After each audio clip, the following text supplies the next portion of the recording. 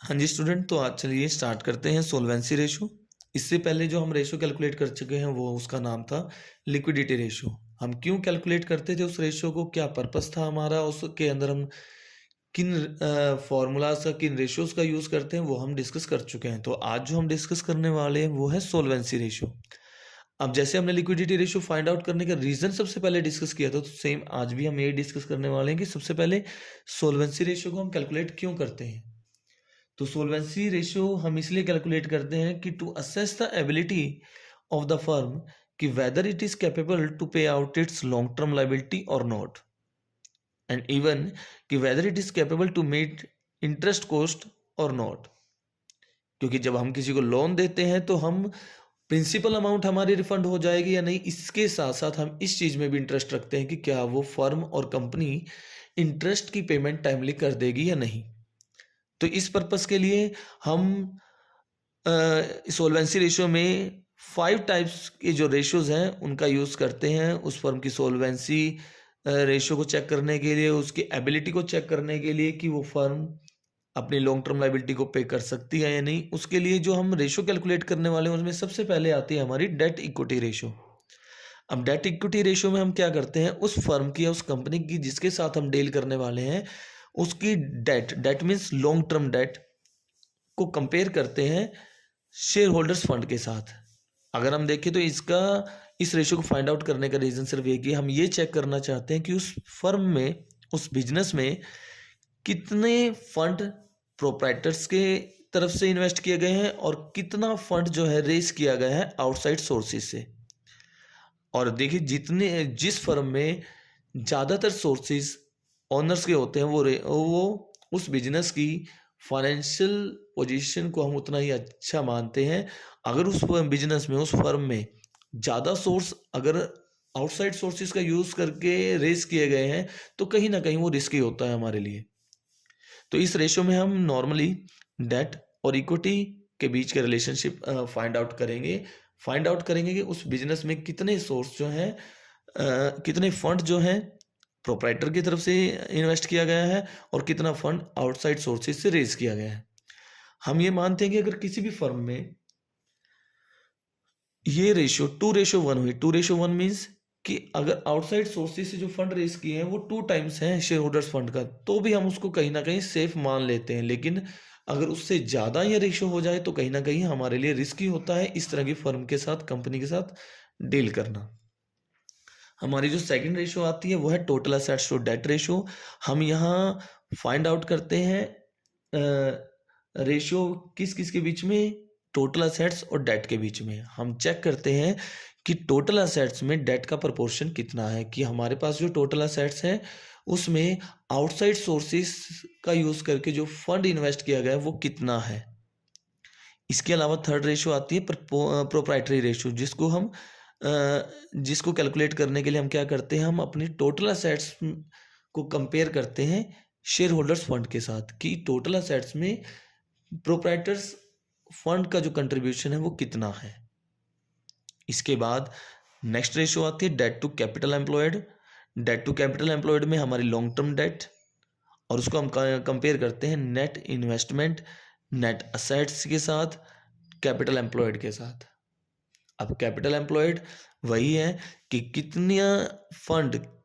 कितना फाइनेंस हमने प्रोप्राइटर की तरफ से अरेंज हुआ है इस बिजनेस में, और कितना फंड जो है हमने आउटसाइड सोर्सेज से रेज किया है।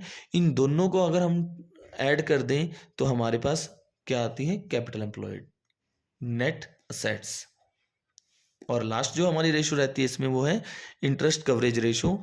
इंटरेस्ट कवरेज रेशियो को हम कैलकुलेट करते हैं ये चेक करने के लिए कि वो फर्म या जो कंपनी है वो इंटरेस्ट कॉस्ट को मीट आउट कर सकती है या नहीं कर सकती है।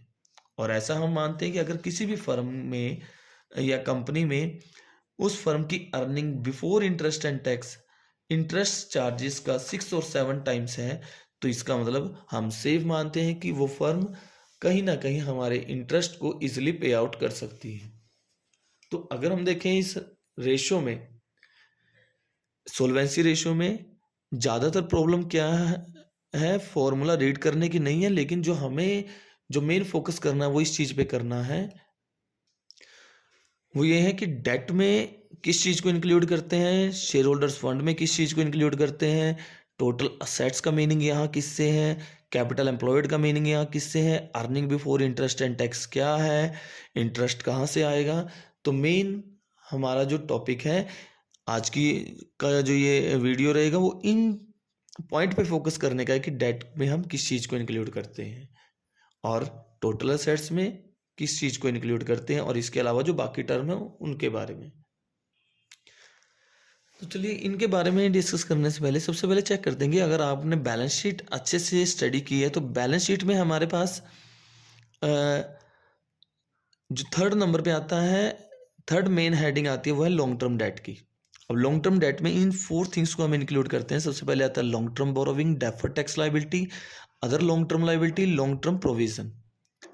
लेकिन as per section CBSE circular 43 जो डेटेड जुलाई 2 2013 था, उसके अकॉर्डिंग अकाउंटिंग ट्रीटमेंट में हम deferred tax liability, other long term liability इसको इंक्लूड नहीं करेंगे। आपके पास जो न्यूमेरिकल क्वेश्चन आएंगे उसमें हम लॉन्ग टर्म डेट में सिर्फ इसी लॉन्ग टर्म बोरोविंग और लॉन्ग टर्म प्रोविजन से रिलेटेड वैल्यूज ही हमें मिलेंगी क्वेश्चन में।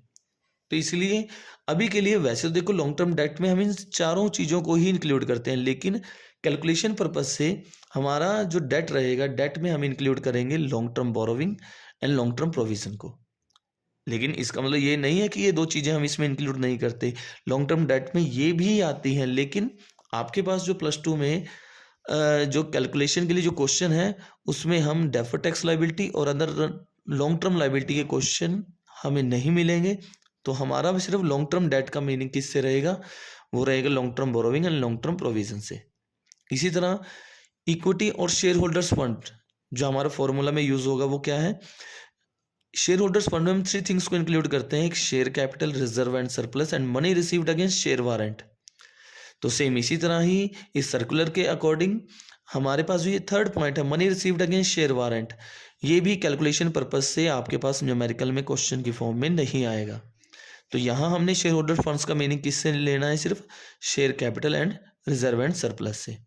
तो लॉन्ग टर्म डेट का मीनिंग किससे है, long term borrowing and long term provision से, और इक्विटी और शेयर होल्डर्स फंड का मीनिंग किससे है, share capital and reserve and surplus से। टोटल लायबिलिटी कैसे कैलकुलेट होती है, जो आपने बैलेंस शीट में सबसे पहले लायबिलिटी साइड को हमने राइट किया है, तो उसमें हमारे पास जो हमारा सेकंड मेन हेडिंग थी share application money pending allotment, वो भी सर्कुलर के अकॉर्डिंग न्यूमेरिकल फॉर्म में नहीं आएगी। तो टोटल लायबिलिटी का मीनिंग किससे है, share holders fund plus non current liability and current liability से। इसी तरह टोटल असेट्स का मीनिंग किससे है, non current liability non current assets plus current assets. Third things जो हमारे पास आई है वो है कैपिटल एम्प्लॉयड। ये 4 चीज़ें ही हैं जो मेन हमारे फॉर्मूलाज में यूज हुई हैं। कभी हमने डेट का शेयर होल्डर से कंपैरिजन किया, कभी डेट का टोटल असेट्स के साथ किया है, कभी इक्विटी का टोटल असेट्स के साथ कंपैरिजन किया, और कभी हमने डेट का कैपिटल एम्प्लॉयड के साथ कंपैरिजन किया है। तो कैपिटल एम्प्लॉयड में मेनली हमारे पास क्या आते हैं, जो हमने फंड इन्वेस्ट किया है बिजनेस में, नेट इन्वेस्टमेंट जो है, नेट असेट्स जो है हमारी वो। अब वो कैपिटल एम्प्लॉयड कैसे कैलकुलेट करते हैं, प्रोप्राइटर्स के फंड हमारे बिजनेस में कितने हैं और आउटसाइड सोर्सेज से रेज किए गए फंड कितने हैं, इन दोनों को ऐड करके हमारे पास आती है कैपिटल एम्प्लॉयड। डेट का मीनिंग आप स्टडी कर ही चुके हो कि डेट का मीनिंग किससे है, सिर्फ long term borrowing and long term provision से। शेयर होल्डर्स फंड का मीनिंग किससे, share capital and reserve and surplus से। और क्योंकि हमें पता है टोटल असेट्स और टोटल लायबिलिटी का टोटल हमेशा इक्वल होता है, तो शेयर होल्डर्स फंड और नॉन करंट लायबिलिटी को हम क्या बोलते हैं, इन 2 को हम बोलते हैं कैपिटल एम्प्लॉयड। इसका मतलब अगर हम टोटल लायबिलिटी या टोटल असेट्स में से इस करंट लायबिलिटी को लेस कर दें, टोटल असेट्स में से किसको लेस कर दें, करंट लायबिलिटी को, या टोटल असेट्स को ही हम टोटल लायबिलिटी भी बोल सकते हैं क्योंकि दोनों का टोटल इक्वल होता है। तो टोटल लायबिलिटी में से करंट लायबिलिटी लेस कर दें या टोटल असेट्स में से करंट लायबिलिटी लेस कर दें, तो हमारे पास ये 2 चीजें ही बचती हैं जिसको हम क्या कहते हैं, कैपिटल एम्प्लॉयड। और लास्ट में जो हमारे पास आता है इंटरेस्ट कवरेज रेशियो के लिए EBIT फाइंड आउट करना, earning before interest and tax. तो earning before interest and tax कैसे कैलकुलेट करते हैं, जनरली हमारे पास एक डायरेक्ट फॉर्म तो ये होती है कि हमारे पास earning before interest and tax given होता है, EBIT।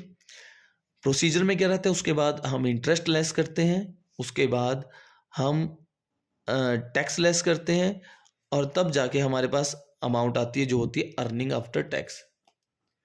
तो यहाँ आपको ध्यान ये रखना है कि एग्जामिनर कभी भी आपको डायरेक्ट ये वर्डिंग नहीं देगा। अगर उनको इजी क्वेश्चन देना है तो वो जरूर आपको earning before interest and tax directly दे सकते हैं, लेकिन मैक्सिमम केसेस में क्या होता है, एग्जामिनर हमको earning before interest and tax देता है। और earning before interest and tax कैसे कैलकुलेट होता है वो हमने डिस्कस किया कि earning before interest and tax calculate करने के लिए हमें अर्निंग आफ्टर टैक्स से रिवर्स चलना पड़ेगा, क्योंकि इस राइट सीक्वेंस तो क्या है, earning before interest and tax से इंटरेस्ट लेस होता है, फिर हम अर्निंग बिफोर टैक्स पे पहुंचते हैं, फिर उसमें से टैक्स लेस करते हैं तो अर्निंग आफ्टर टैक्स आता है। लेकिन अगर एग्जामिनर आपको क्वेश्चन में अर्निंग आफ्टर टैक्स दे रहा है तो हमें क्या करना पड़ेगा, रिवर्स चलना पड़ेगा, और रिवर्स चल के हम earning before interest and tax पे पहुंचेंगे।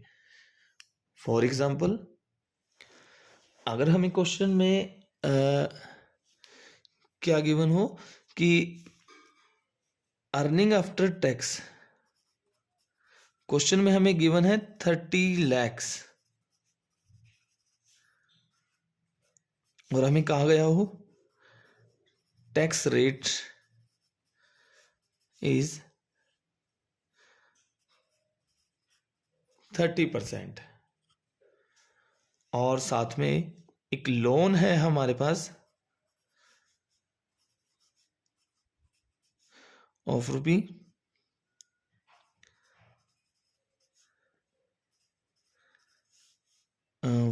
लाख, जिसका इंटरेस्ट रेट है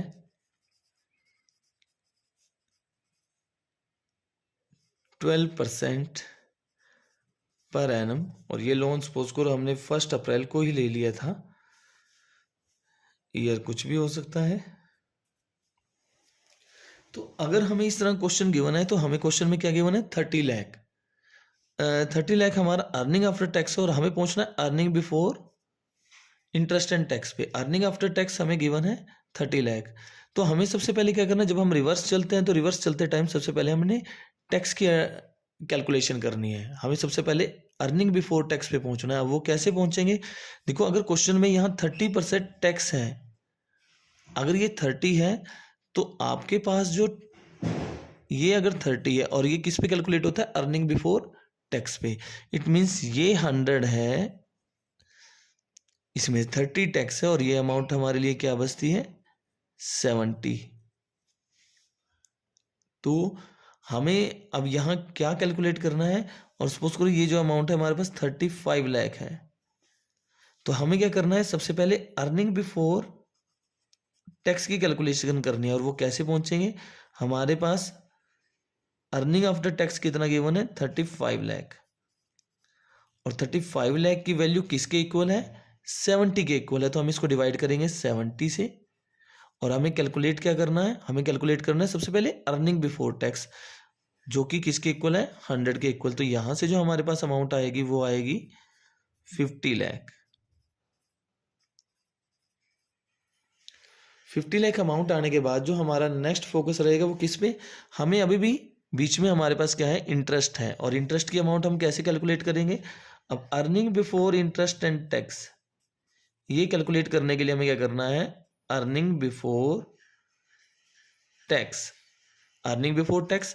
अब हम क्योंकि रिवर्स चले और रिवर्स चलते हैं तो ऐड होने वाली चीज लेस करते हैं, लेस वाली चीज ऐड कर देते हैं। तो यहां से जब हम यहाँ चले तो इंटरेस्ट को हम लेस करते थे जब हम राइट वे से चलते थे, लेकिन अब रिवर्स चल रहे हैं तो इंटरेस्ट को हम ऐड कर देंगे। और इंटरेस्ट की अमाउंट हमें कैसे कैलकुलेट करनी है क्वेश्चन में, तो लोन था हमारा 40 लाख का, रेट ऑफ इंटरेस्ट थी 12%, तो 12% इंटरेस्ट कितना हुआ इसका, 4,80,000। इट मीन्स 50 लाख जो हमारे पास अर्निंग बिफोर टैक्स आया उसमें हम ऐड कर देंगे इंटरेस्ट कॉस्ट, जो कि कितनी है, 4,80,000। ये 4,80,000 कैसे आया, 40 लाख का जो हमारे पास लोन था उसका 12% इंटरेस्ट कैलकुलेट किया, और इस तरह से हमारे पास earning before interest and tax कितना आएगा, वो आएगा 54,80,000।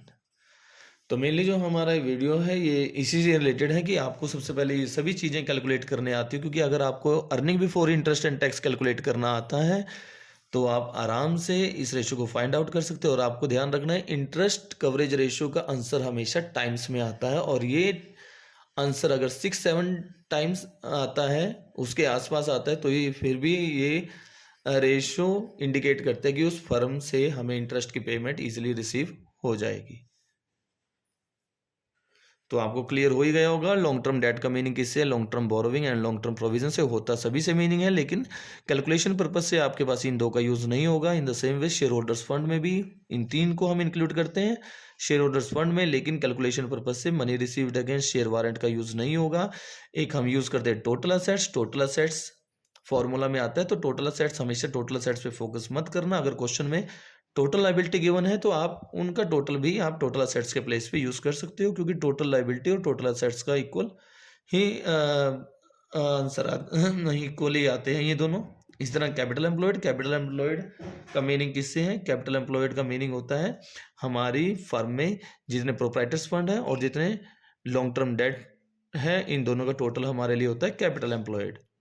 अब कैपिटल एम्प्लॉयड एक तरह से, क्योंकि टोटल लायबिलिटी में शेयर होल्डर्स फंड भी है, लॉन्ग टर्म डेट भी है, लेकिन उसके अंदर एक चीज एक्स्ट्रा मिली होती है टोटल लायबिलिटी में, वो है करंट लायबिलिटी।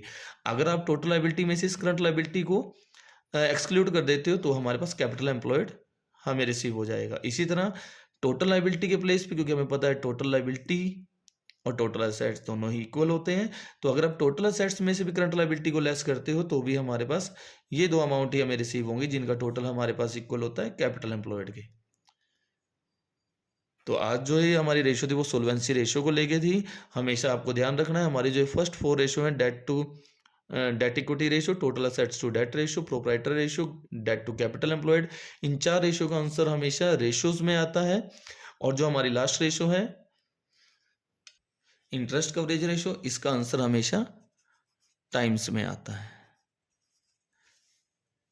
तो आज सिर्फ हम इतना ही करेंगे। नेक्स्ट रेशियो जो है वो हमारी एक्टिविटी रेशियो रहेगी और प्रॉफिटेबिलिटी रेशियो रहेगी, वो हमारी नेक्स्ट वीडियो में रहेगी।